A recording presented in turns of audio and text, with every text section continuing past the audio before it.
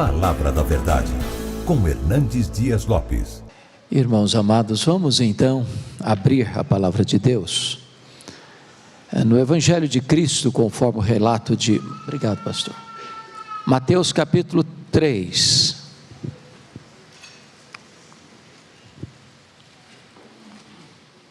Mateus capítulo 3, versículo 11.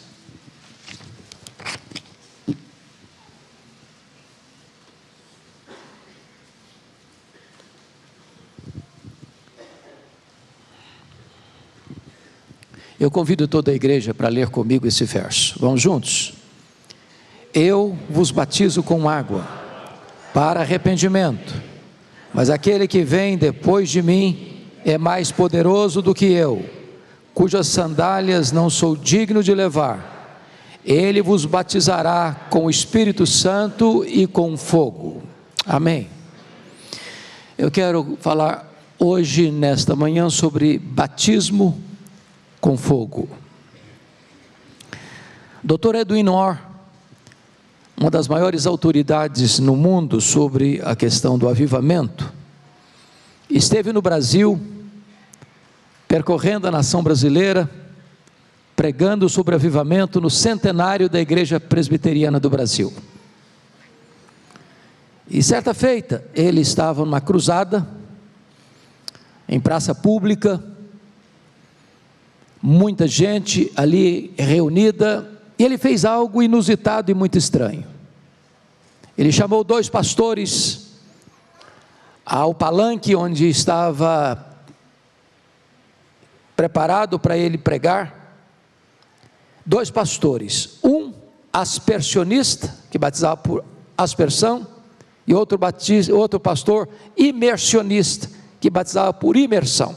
E diante da multidão, ele perguntou para os 2: qual de vocês usa mais água no batismo? Foi uma pergunta constrangedora, diremos nós inoportuna. Mas antes que o constrangimento se instalasse, ele disse: não importa a quantidade de água que você usa no batismo, a língua continua seca. É preciso o batismo com fogo, porque o fogo queima por dentro. Meus amados, este texto que nós acabamos de ler não tem consenso pleno em todo o universo evangélico.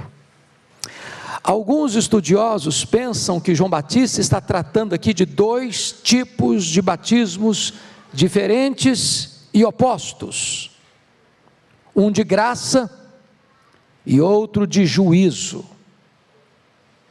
Entretanto, nós não entendemos assim.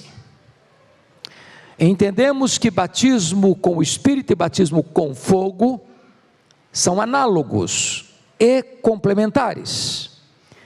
Notem vocês que o texto diz: ele vos batizará. Quem batiza é Jesus.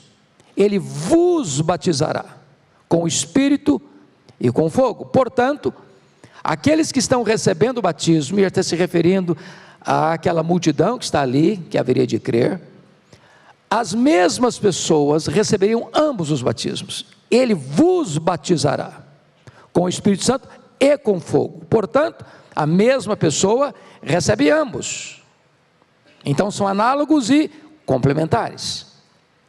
Mas ainda mais, vocês podem perceber que a expressão que está lá no grego e aqui na língua portuguesa, ele vos batizará com o Espírito Santo e com fogo, e não ou com fogo, porque se fosse oposto e contraditório, não faria sentido estar escrito isto. Ele vos batizará não com o Espírito ou com fogo, mas ele vos batizará com o Espírito e com fogo. Pensa desta maneira, que são análogos e complementares, João Calvino, o grande reformador do século XVI. Da mesma forma pensa Robertson, também pensa igualmente J. Carson, William Hendrickson, Matthew Henry, R.C. Sproul, John Stott, Mark Lloyd Jones E o missionário pioneiro da Igreja Presbiteriana do Brasil, Ashbel Green Simonton, que no seu diário, termina o diário pedindo a Deus um batismo de fogo. Vale destacar, meus amados irmãos, que Deus se revelou ao seu povo usando a figura do fogo. Por exemplo, ele apareceu a Moisés numa sarça que ardia e não se consumia no Sinai. Deus guiava o seu povo pelo deserto à noite por uma coluna de fogo. Deus desceu sobre o Sinai em fogo. O aspecto da glória do Senhor era como fogo. O Senhor respondeu a Elias lá no Carmelo com fogo. Desceu fogo do céu quando Salomão consagrou o templo de Jerusalém. Isaías orou para que Deus descesse e se manifestasse como quando o fogo inflama os gravetos.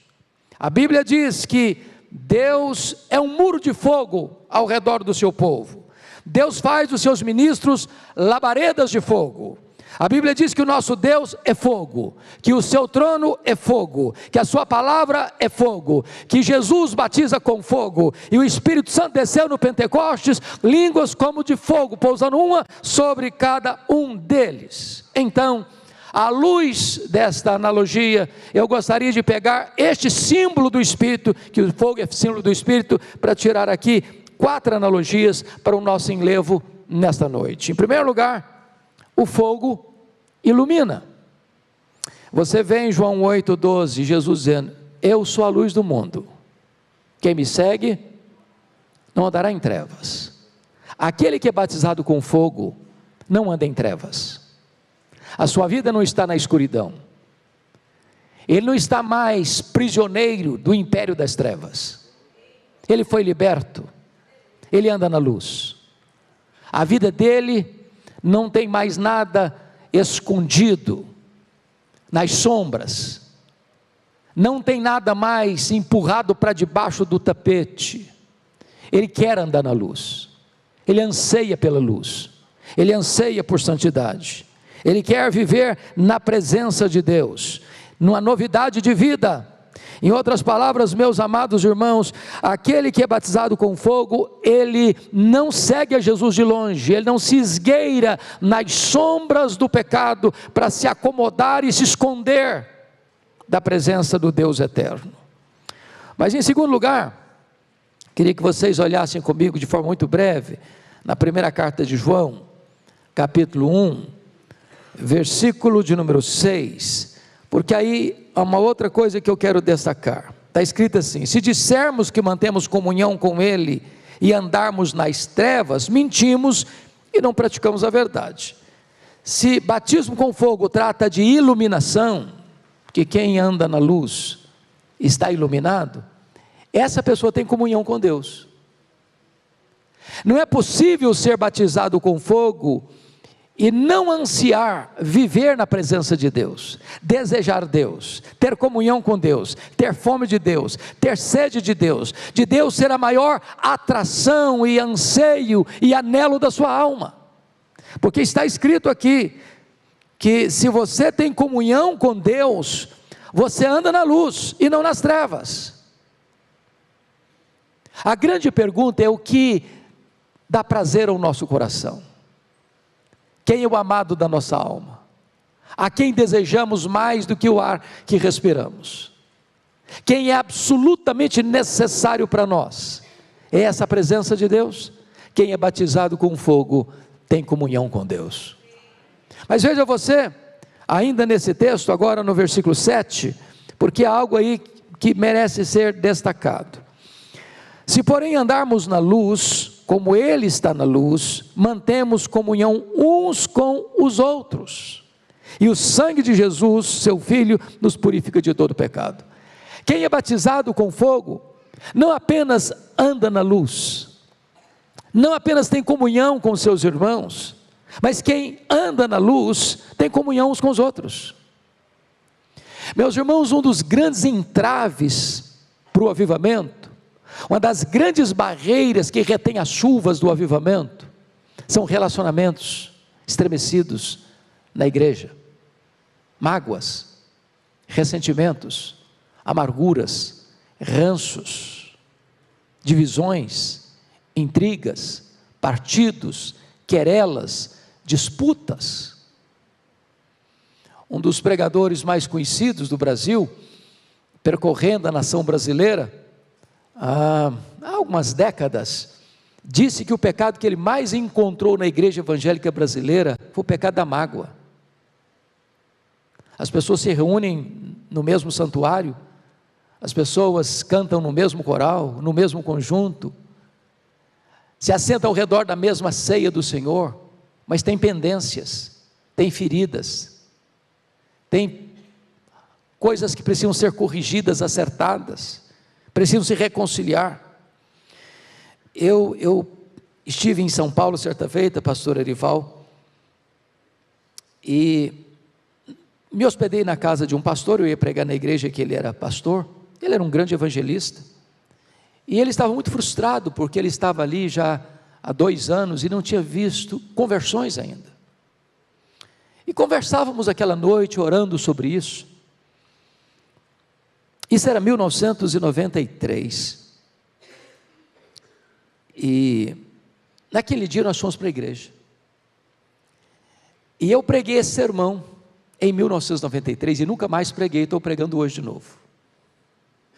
Quando eu terminei de pregar, alguma coisa estranha aconteceu. Estávamos orando, olhos todos fechados, quando um ruído aconteceu no templo. 2 mulheres, líderes da igreja, uma sentada atrás, outra sentada à frente. Elas se entreolharam e correram uma na direção da outra, e se abraçaram e choraram convulsivamente. Elas estavam brigadas, se tratavam como inimigas dentro da própria igreja. No culto da noite, era um culto evangelístico, nós tivemos 10 decisões por Cristo, e Deus começou a visitar aquela igreja. Onde tem mágoas, irmãos, nós retemos as chuvas do avivamento. É preciso perdão, é preciso cura, é preciso restauração. Quando Ellen Stiggins estava pregando sobre avivamento lá na missão Quacisabanto, lendo aquele texto de Mateus: se você, ao trouxer a tua oferta ao altar, te lembrar que algum irmão tem alguma coisa contra ti, deixa a tua oferta, vai lá, reconcilia com ele, depois vem e faz a sua oferta. E ele começou a pregar sobre esse texto, e de repente o auditório foi se esvaziando, e ele não entendeu bem. É que as pessoas estavam com tanta pressa para obedecer a palavra e acertar a vida uns com os outros, que não suportaram sequer terminar o culto para ir resolver o problema. Nós precisamos, irmãos, de um batismo com fogo, para que haja perdão no meio do povo de Deus, para que haja cura dos relacionamentos no meio do povo de Deus. Quando Jonathan Goforth orava por avivamento na China, e não via resultados, ele lia uma obra de um avivalista, e a obra dizia o seguinte: a não ser que você obedeça os princípios de Deus sobre o assunto, você não vai ter eficácia na sua oração por pedido de avivamento. E um dos critérios que Deus exige em tempos de avivamento é arrependimento, é confissão de pecados, é perdão, é reconciliação. E então Deus revelou, mostrou para ele o seguinte: que tinha uma pessoa que falava muito mal dele, e ele estava muito chateado, muito magoado, muito ferido com essa pessoa. E o Espírito de Deus o constrangiu a ir lá, pedir perdão, confessar, resolver o problema, se reconciliar. E então um avivamento chegou onde ele estava, que se espalhou pela China, chegou até a Coreia, e Deus fez coisas extraordinárias através de Jonathan Goforth, porque um princípio precisava ser obedecido lá na cidade de Xangai, e foi isso que ele fez. Se nós queremos um avivamento, irmãos, precisamos deste batismo de fogo, que nos faz andar na luz, ter comunhão com Deus, ter comunhão uns com os outros.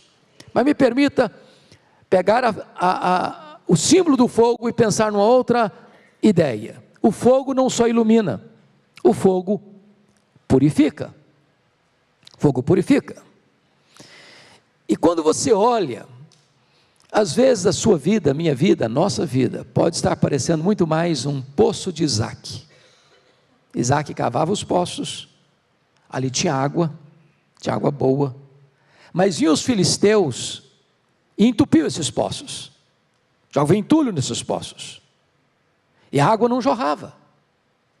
Às vezes, meus amados irmãos, há pecados na nossa vida, enraizados, sedimentados, escondidos, ou aqueles que nós já nem sentimos mais nenhuma culpa, já passou a ser coisa normal, natural. Em tempos de avivamento, amados, coisas corriqueiras, coisas que parecia que passava batido, começa a incomodar, e então tem aquilo que nós chamaríamos de agonia do arrependimento, e as pessoas começam a trazer isso à tona, o Espírito de Deus começa a lembrar coisas que você fazia e achava que não tinha nada a ver, e de repente aquilo começa a incomodar, e vem então um tempo de quebrantamento, de choro pelo pecado, de confissão de pecado e de restauração. Se os entulhos dos filisteus estiverem na nossa vida, os rios de água viva que promete a palavra de Deus, não haverão de fluir. Eu li certa feita de um querido irmão que foi se hospedar numa cidade aqui do interior de Minas, uma cidade bucólica, bonita, Campo Verde, e quando chegou na vilazinha, cidadezinha, faltou água, e foi um pânico, porque faltou água um dia, 2 dias, e as pessoas começaram a ficar desesperadas. Quando foram verificar, tinha um rato encalhado no tubo que levava a água para a caixa central. Um rato encalhado, rato morto encalhado. Às vezes, meus amados irmãos, na nossa vida tem ratos mortos encalhados, que precisam ser removidos. Você e Deus sabem do que eu estou falando. Você sabe o que precisa ser mudado.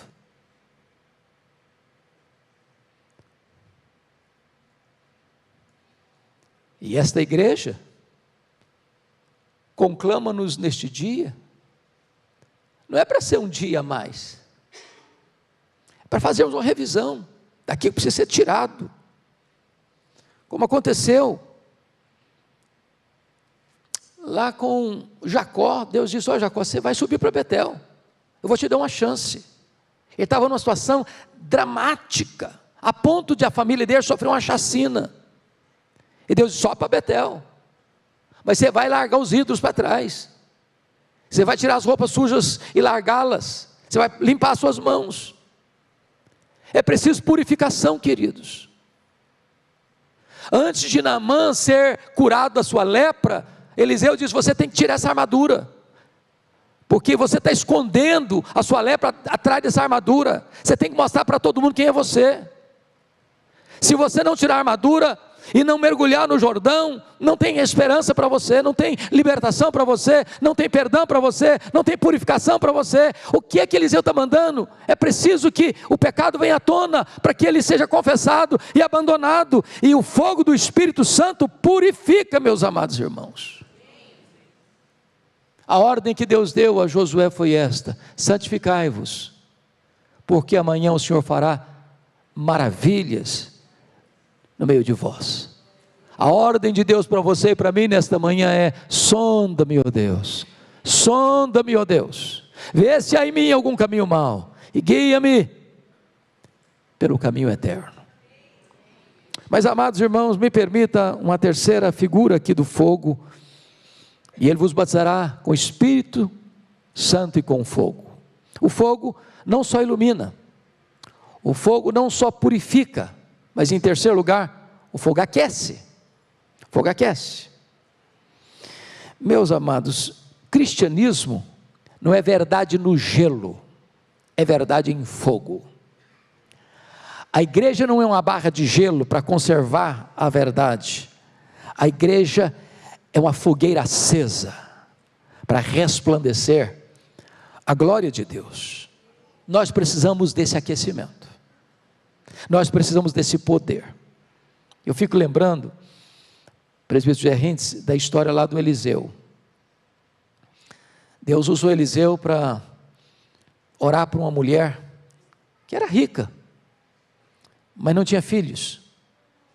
E a mulher concebeu, e ela deu à luz. E o menino cresceu, foi trabalhar no campo com o pai. E de repente o menino sentiu uma dor de cabeça forte. O pai mandou o menino para a mãe, e o menino veio e morreu nos braços da mãe. A mãe correu a Eliseu E Eliseu, ao ver a mulher, percebeu que alguma coisa estranha estava acontecendo. E ele perguntou: está tudo bem com você? Com seu marido? Com seu filho? Ela respondeu: tudo bem. Mas Eliseu percebeu a aflição da alma dela, e ela reclama de Eliseu: eu não pedi filho. E Eliseu então diz para o Geazi, seu servo: vai lá, corre, não cumprimente ninguém pelo caminho, bote o meu bordão no rosto do menino. O Geazi correu e botou o bordão. Não aconteceu nada. Não aconteceu nada. O problema não era o bordão. O problema era quem carregava o bordão. Então Eliseu foi, se lançou sobre o menino, e orou, e clamou, e o menino teve a sua carne aquecida, e ele não contentou-se com isso, ele continuou clamando a Deus em oração, e o menino ressuscitou.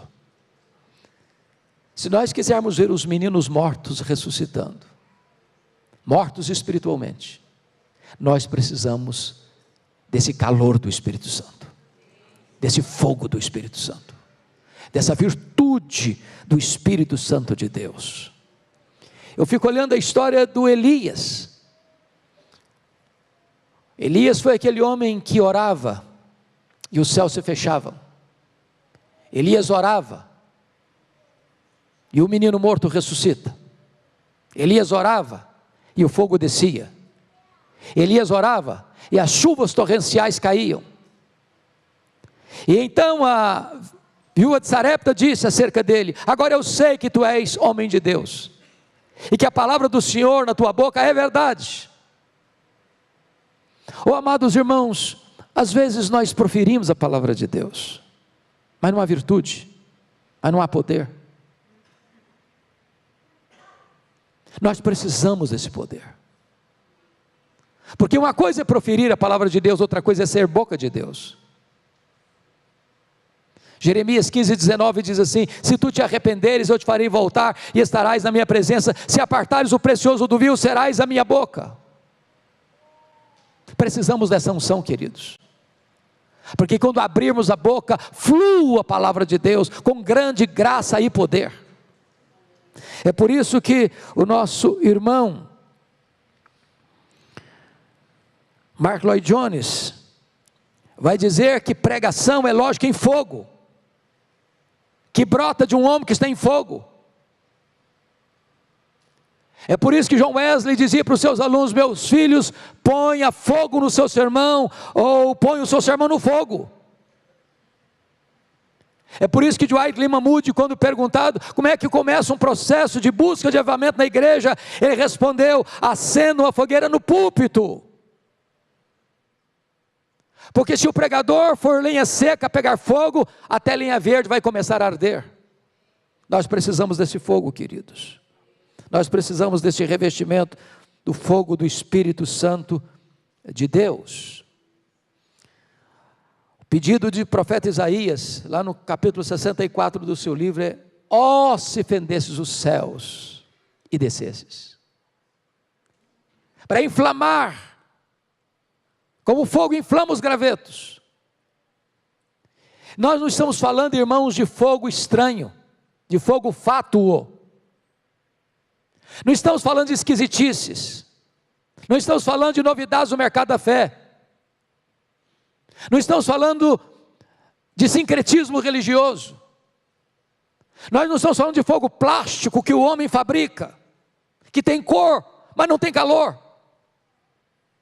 Nós estamos falando de uma obra genuína do Espírito Santo, que é dada pelo Senhor Jesus. É Jesus quem batiza com o Espírito Santo e com fogo. É Ele quem derrama o seu Espírito sobre a igreja. É Ele que é o amado noivo da igreja. Ele que ama a igreja mais do que você e a mim. É Ele quem está mais interessado em reavivar a sua igreja.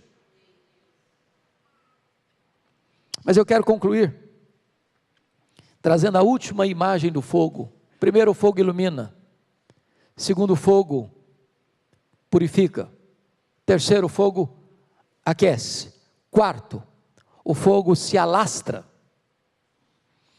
Meus irmãos, o fogo ou alastra ou apaga. O que apaga o fogo? Quando você retira o combustível. Eu fui criado na roça, e um dos cuidados que sempre meu pai teve com o seu sítio, era na época de seca, fazer acero do lado da cerca.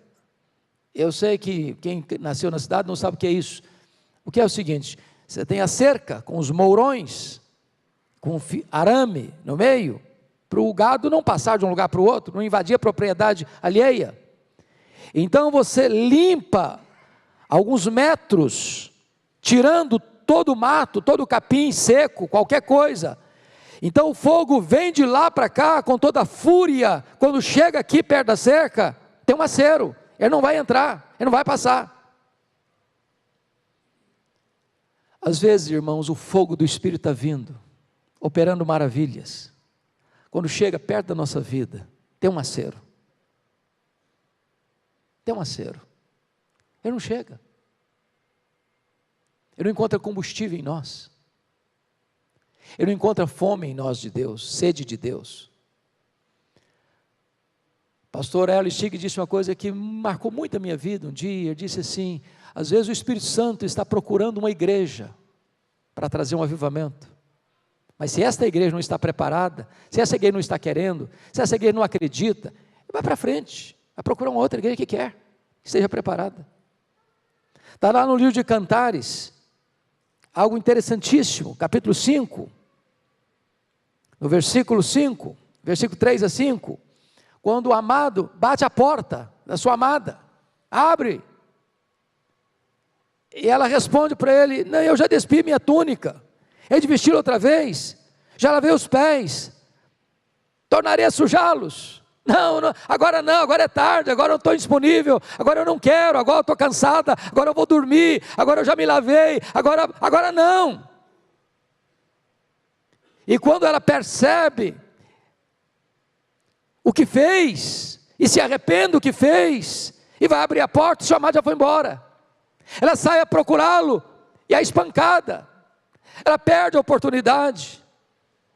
Irmãos, nós não podemos criar a onda, mas nós precisamos pegar a onda. Meus amados, nós ansiamos por um avivamento. Agora Deus anseia muito mais, porque o natural da igreja é uma igreja cheia do Espírito Santo. Não é o extraordinário, é o ordinário. O Senhor quer mais do que nós. Ele nos ordena sermos cheios do Espírito Santo. Não é um pedido, não é uma súplica, não é uma sugestão, é uma ordem.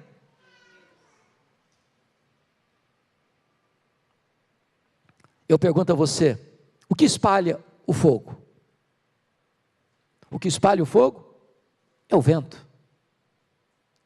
E tanto o vento quanto o fogo são símbolos do Espírito. E tanto um quanto o outro veio no Pentecostes. Quando eles estavam reunidos, depois de 10 dias de oração ininterrupta, todos unânimes, perseverando em oração, de repente, o Espírito Santo foi derramado. E entrou naquela casa um vento, o Espírito entrou como um vento impetuoso, encheu toda a casa. Línguas como de fogo pousando uma sobre cada um deles. E todos ficaram cheios do Espírito Santo. E aqueles crentes acovardados agora são ousados. Eles que estavam intimidados agora não têm medo, nem de prisão, nem de açoite, nem do martírio. E a igreja foi se multiplicando e se multiplicando e se multiplicando. Deus é o mesmo, e a promessa é para nós também. Porque quando Pedro se levantou no Pentecostes, ele disse: esta promessa não é apenas para vós, esta promessa é para os vossos filhos, esta promessa é para aqueles que ainda estão longe, esta promessa é para quantos o Senhor nosso Deus chamar, esta promessa é para a igreja presbiteriana de Pinheiros, esta promessa é para você, esta promessa é para mim. Meus amados, você quer isso para a sua vida? Havia uma igreja numa pequena cidade, pastor Arival, que estava ali há muitos anos, como tantas, sem impactar a cidadezinha. Há muitas igrejas, irmãos, hoje, que embora doutrinariamente fiéis, não pregam heresias, não suportam heresias, como dá certo fazer isso, não se deve pregar nem se suportar heresias. A ortodoxia é inegociável, insubstituível,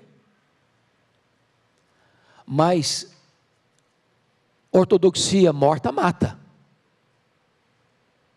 ortodoxia ossificada não gera vida. É preciso de um despertamento espiritual.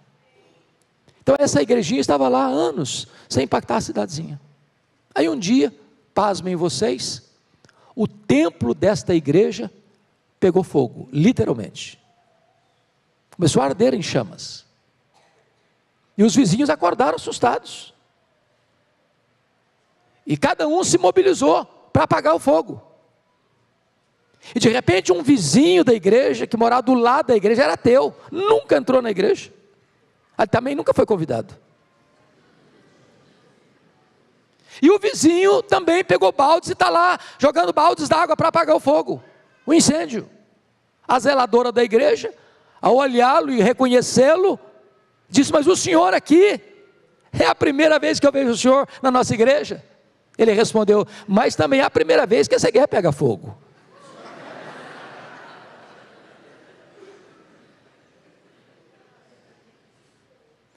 Amados, se a igreja receber o fogo do Espírito, não fogo estranho, não fogo fato, não fogo fabricado, mas o fogo do Espírito, as pessoas serão atraídas e virão aos borbotões, e virão multidões. Foi assim no passado, pode ser assim no presente. A nossa oração, com todo o ardor da nossa alma, é: faz de novo, Senhor, faz de novo, faz de novo. Eu quero orar com vocês e por vocês. Feche os seus olhos, por gentileza, e vamos orar.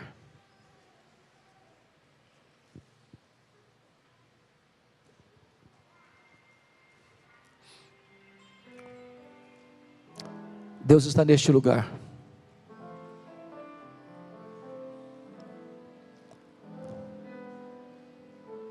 E Deus pode tratar com você, pessoalmente com você, nesta manhã.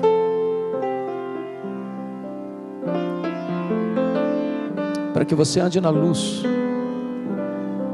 você tenha fome de Deus. E se tem alguma coisa pendente na sua vida, nos seus relacionamentos, que você precisa pedir perdão e perdoar, que você agora tome essa decisão.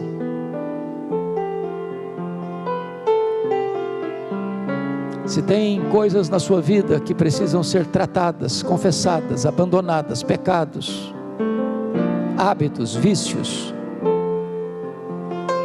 que hoje você peça a Deus para tirar as vestes sujas, como o Senhor tirou as vestes sujas do sacerdote Josué.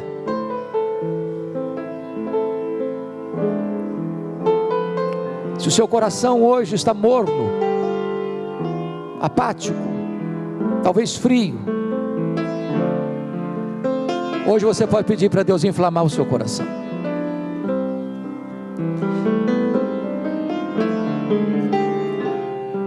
Se o fogo que está em você está quase apagando, e não tem se alastrado para alcançar a sua família, seus vizinhos, seus parentes, seus amigos, seus colegas de trabalho, você pode hoje pedir: Deus, faça de mim uma labareda, Senhor, sopra as cinzas, Senhor, acenda as brasas.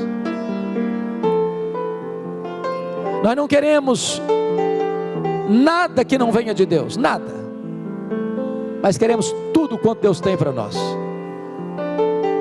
Não queremos ir 1 centímetro além das Escrituras, mas não queremos ficar 1 centímetro aquém das Escrituras. Tudo que Deus tem para a Igreja Presbiteriana de Pinheiros, para você, para mim, nós queremos, nós desejamos ardentemente. Senhor, aqui está a tua igreja, aqui está o teu povo. Um dia tão emblemático na história desta igreja. Pedimos-te, Deus, olha dos altos céus e vem e visita a tua igreja e reaviva a tua obra para o louvor da tua glória, em nome de Jesus, amém.